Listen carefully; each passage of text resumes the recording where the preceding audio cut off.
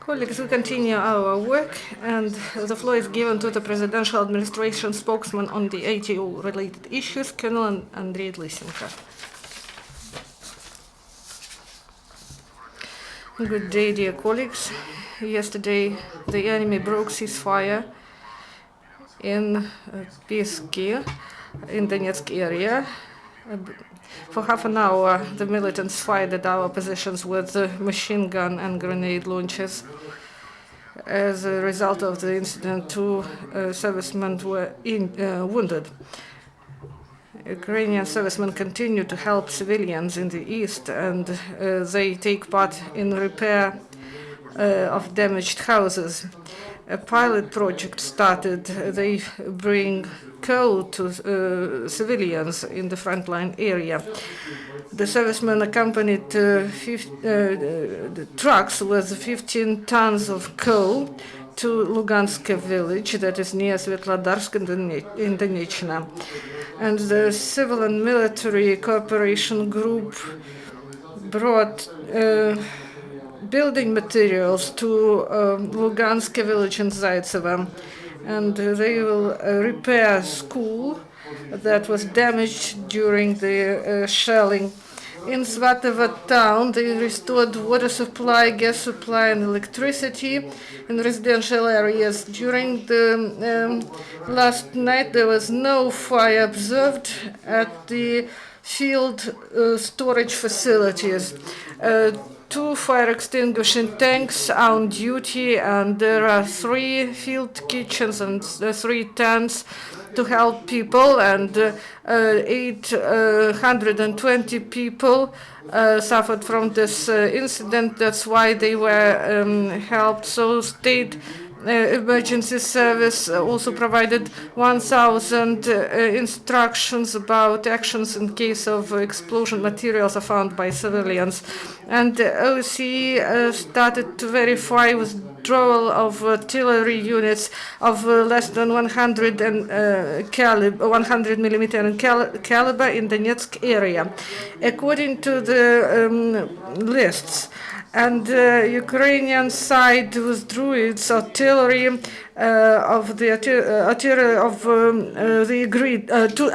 agreed distance of 5 kilometers from the line of contact. Then they are going to verify this process, and this verification will last for 2 days.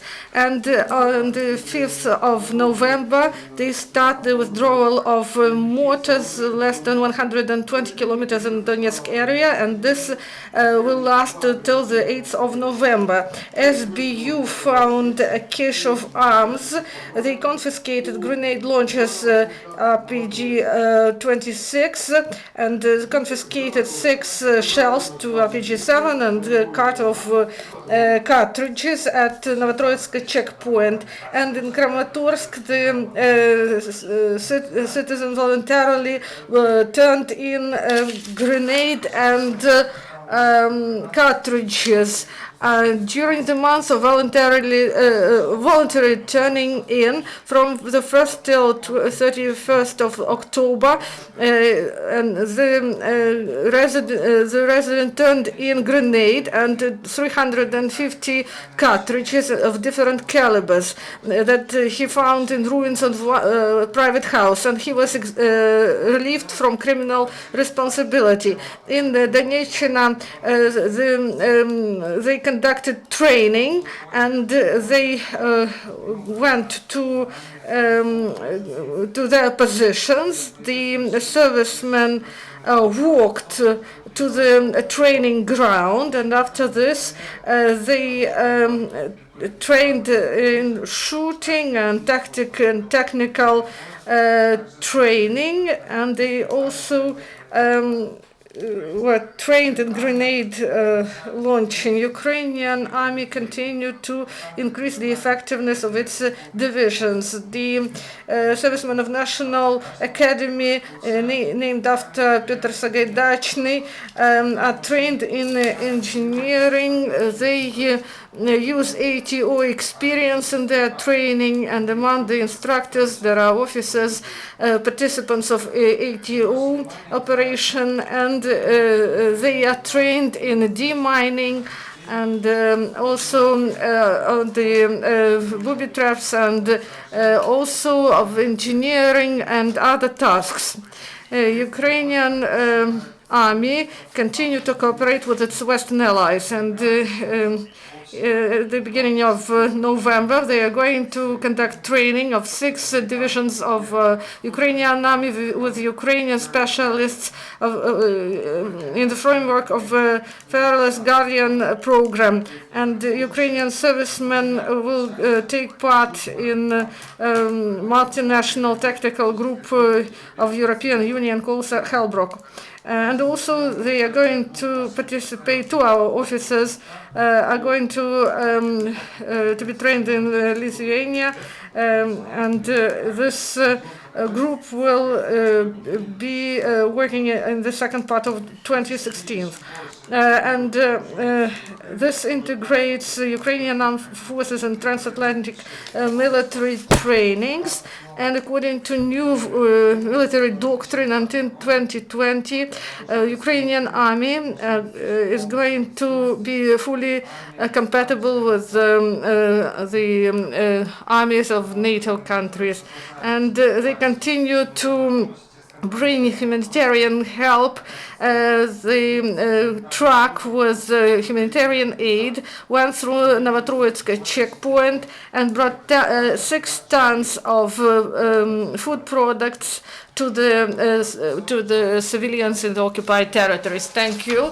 And now questions. Please introduce yourself. Good afternoon, Ksenia Dvornikova, Channel 5. Can you give us some more details about the shooting which took place in Pisky, when it happened, time-wise, and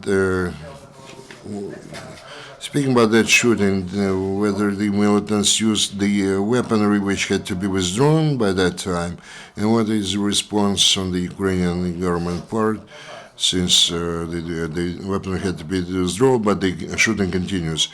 I got that the shooting took place for about half an hour.